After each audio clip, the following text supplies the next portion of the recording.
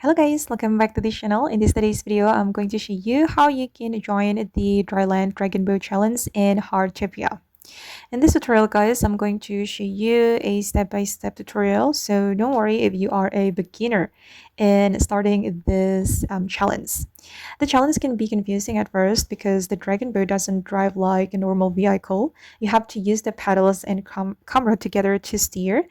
The first step, guys, you need to go to the central square. Head to the central square where the Dragon Boat Festival event is taking place. You'll see several dragon boats parked around the event area, and these are the boats used for the challenge.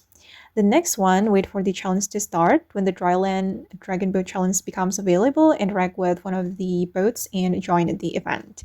And step 3, sit in the driver's seat. If you're playing solo, take the front seat. If you're playing with a friend, driver sits in the front, drummer sits in the back. The drummer can restore the driver's energy by playing the drum.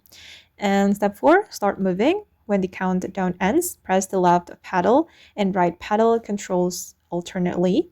Each paddle stroke moves the boat forward. Don't spam randomly. Try to paddle in a steady rhythm. And step 5, use your camera to steer. This is the most important part. Instead of turning the boat directly, rotate your camera toward the direction you want to go. Continue paddling. The boat will gradually follow the camera direction.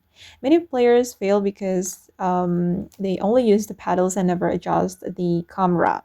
And don't forget to follow the race course. As you move, go through the checkpoints, follow the marked path, stay inside the course boundaries. Missing checkpoints can reduce your score or slow your progress. Thank you guys, and that's how you can join the Dryland Dragon Boat Challenge in Heartopia game. I hope this video will be useful for you. Thank you so much for watching, and bye!